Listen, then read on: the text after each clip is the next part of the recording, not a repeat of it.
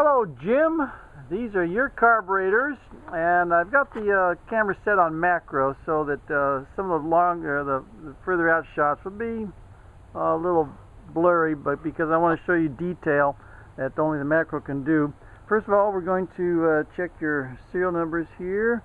This is your carburetor number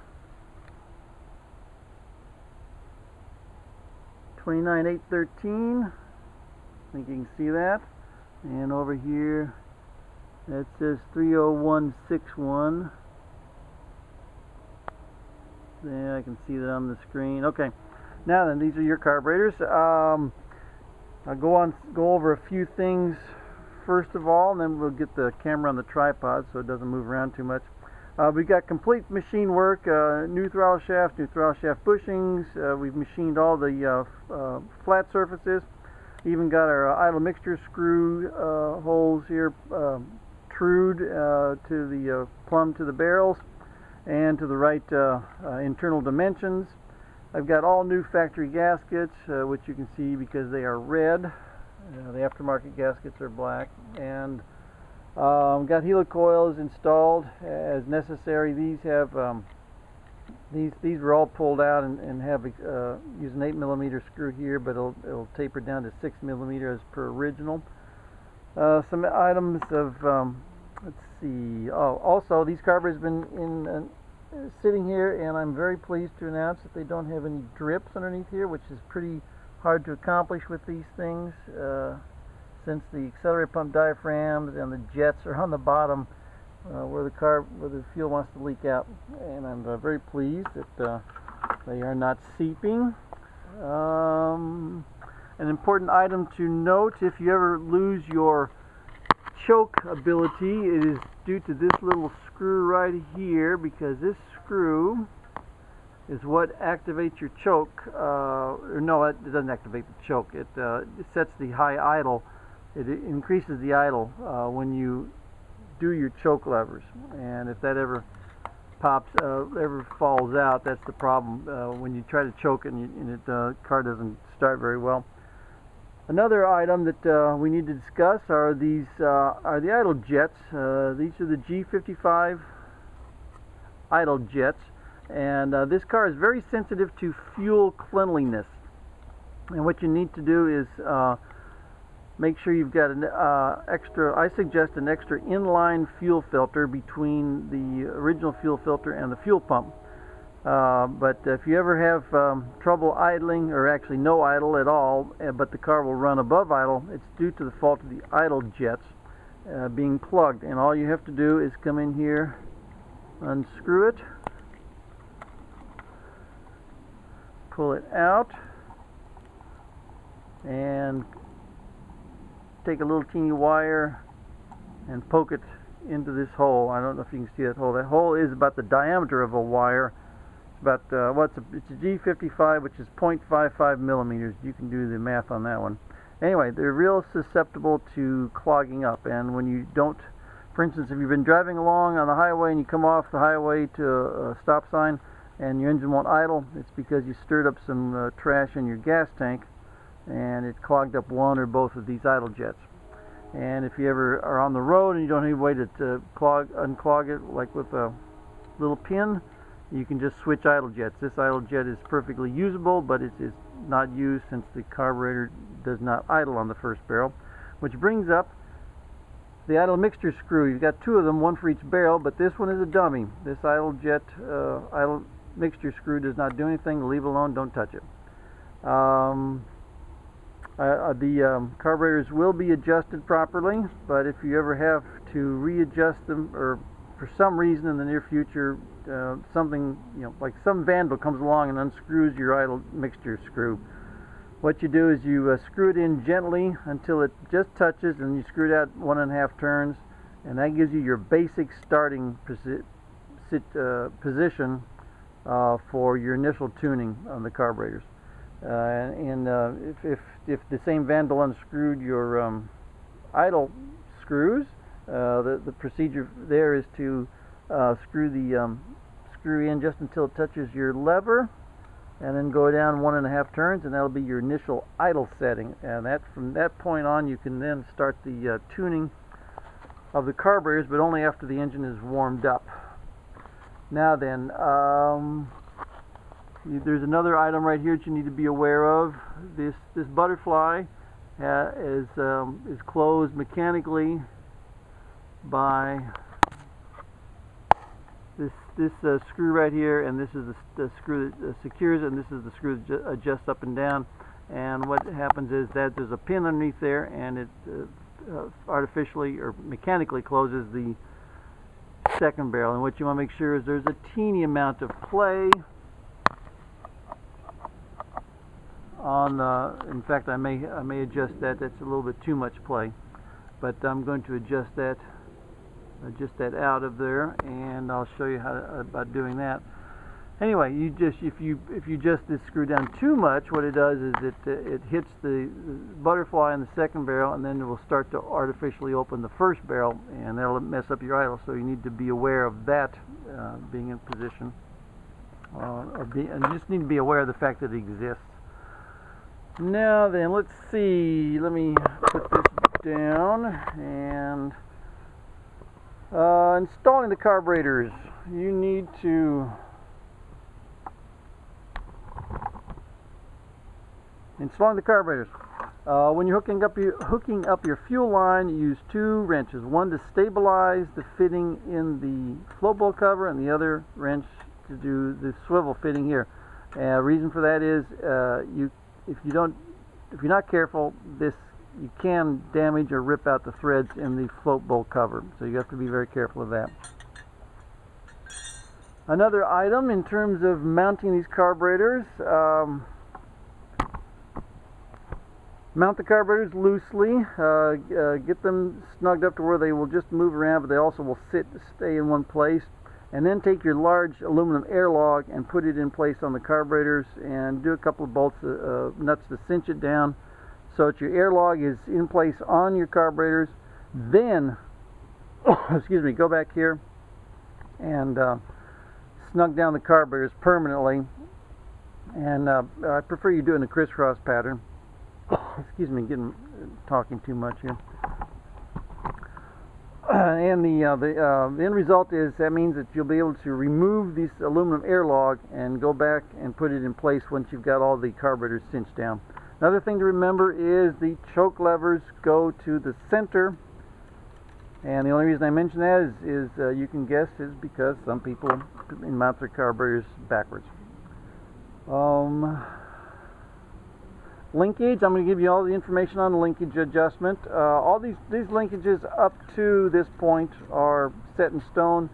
This linkage rod right here is adjustable, and that's the one that you use to do your final adjusting in terms of getting the linkage correct where these two carburetors are synchronized. Starting procedure, always if your car's been sitting for any period of time, and this is going to depend on your carb, what you're going to do is come around to the other side, and you're going to activate excuse me, you're going to activate your fuel pump. Where is it? Okay, you're going to do the fuel pump, and what you're doing here is making sure you have fuel in the float bowls. Come around here. Now we're still doing the starting procedure, and you're going to what I like to do is goose we have a stone cold engine, by the way, so we're doing an actual cold start here. We got no temperature registering on the gauge right there, and we're doing the actual cold start. And then once I've got fuel, I know I've got fuel in the float bowls, I goose it a couple times. I come in here, I hit the choke, which is easier to do when you got the choke levers hooked up. Okay, switch on.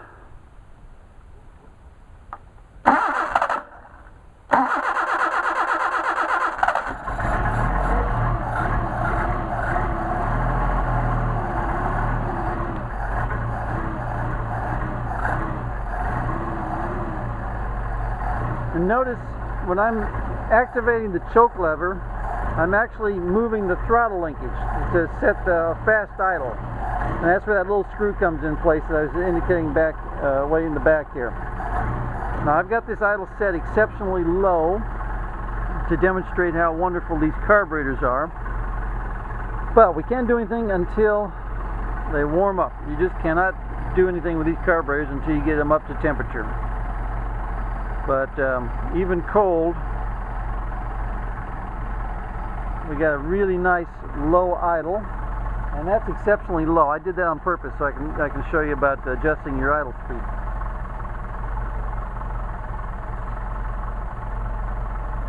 And the tachometer on the test stand is not accurate anymore, so we use this electronic tachometer. And what you'll see here is we are on the low scale, low RPM scale, and that would be right here. So we are idling cold at about 475 to 500 RPM, bouncing between 475 500 RPM. Cold idle, which is pretty darn nice. So to accelerate the warming up process, I'm going to simulate driving.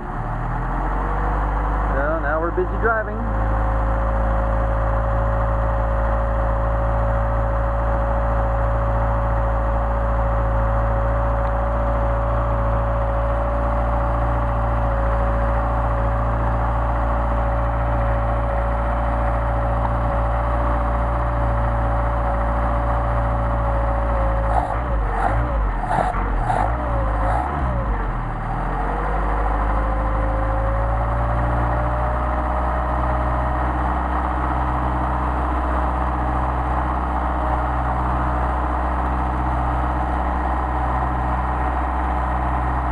Oh, by the way, here's a synchrometer like I'm going to send you.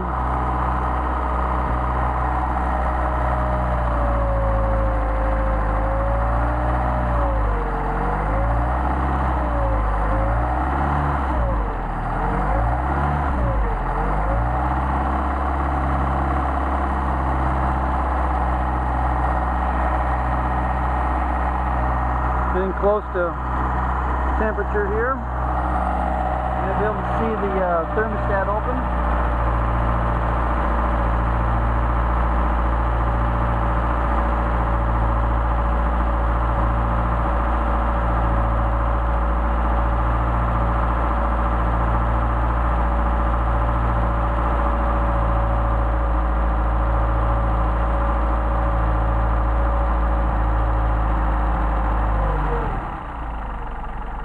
There's the thermostat open. Should continue to fall. Okay, we're up to temperature, up to operating temperature.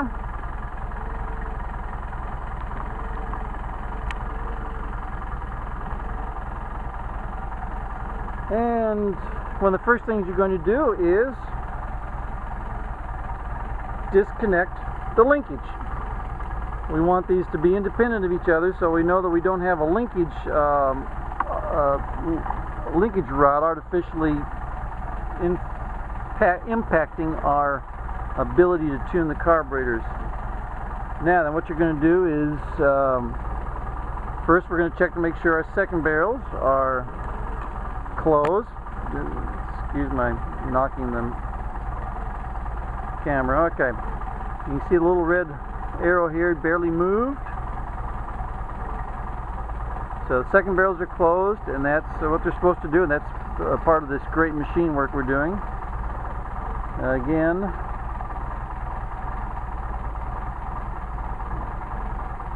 okay, you did a great job there. Now we're going to synchronize the airflow going through our first barrel of each carburetor.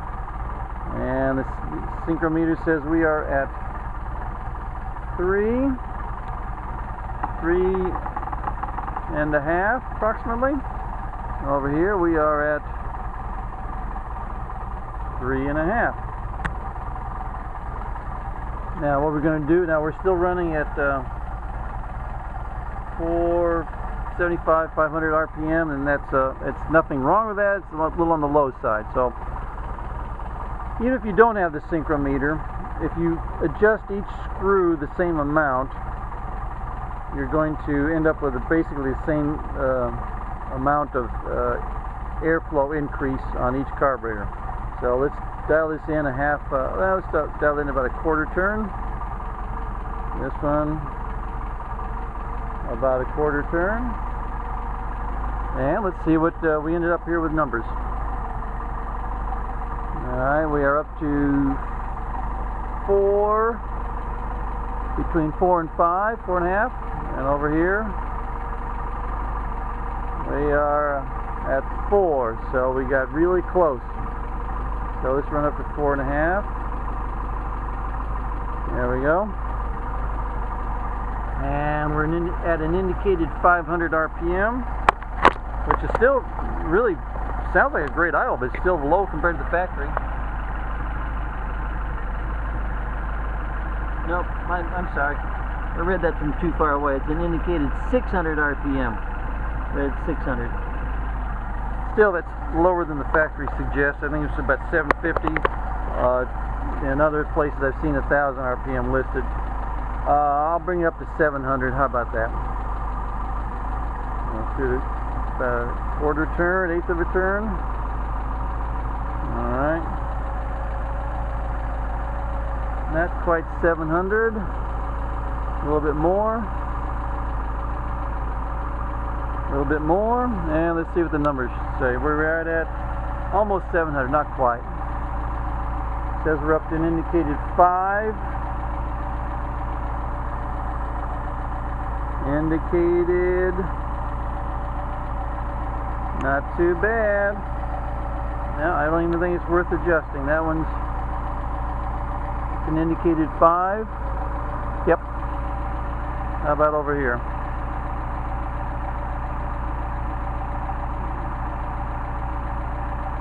It looks like just a hair over 5, maybe 5.5. Yeah, just a hair over. So let's go ahead and run this up to hair over 5. I mean, the adjustments are just so minute. It's just amazing how when these things are running right, the adjustments are just very minute. Now then, the idle mixture screw. That's these guys. Remember, on the second barrel, these are dummies. Don't touch them. Idle mixture screw on the first barrel of each carburetor. Obviously, you adjust these when the car is idling and when it's warmed up. And what you're going to do is screw it in until the engine stumbles, screw it out until the engine stumbles, and you get the sweet spot right in the middle of the range of the needle. And this doesn't take much. This is pretty precise work. So I'm going to start screwing it in.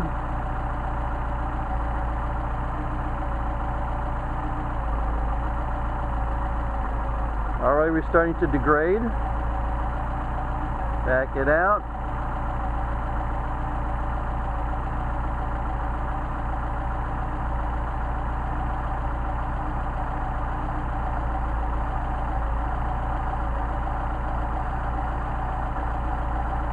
Starting to degrade. It's very subtle. You may not hear it on the video, but it's very subtle.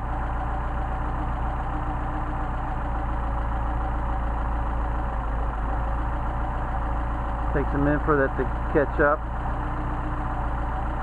So somewhere right in there is our sweet spot where the run's the best. Same thing here. See what I'm going to do. I'm going to hold the camera up closer just in case. It helps visually.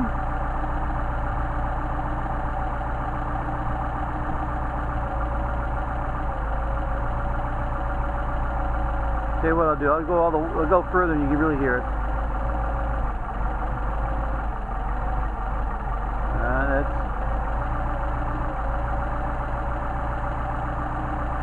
And we'll come out the other way.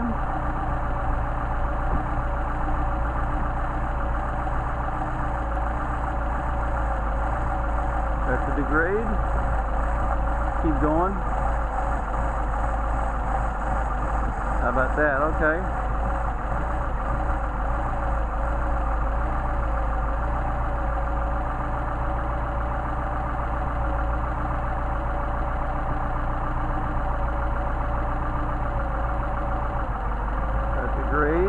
Start to degrade. I'll come back.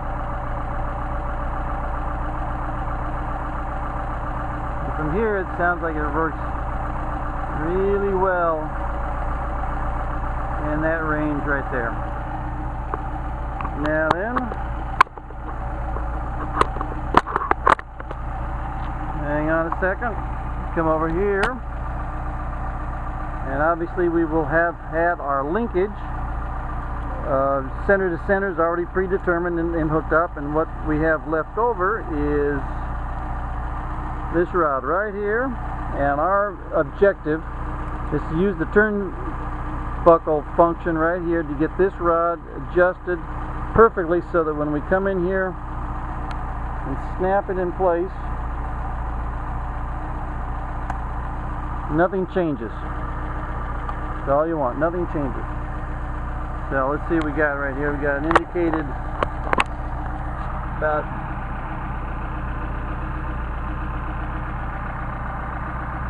indicated 7. There's 700, so we're about 725, 750. So we got a nice smooth running engine, and now let's have fun.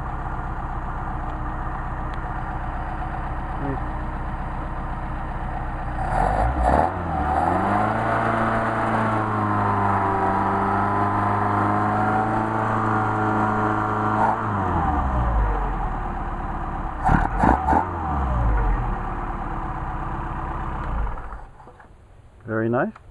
Try a hot restart.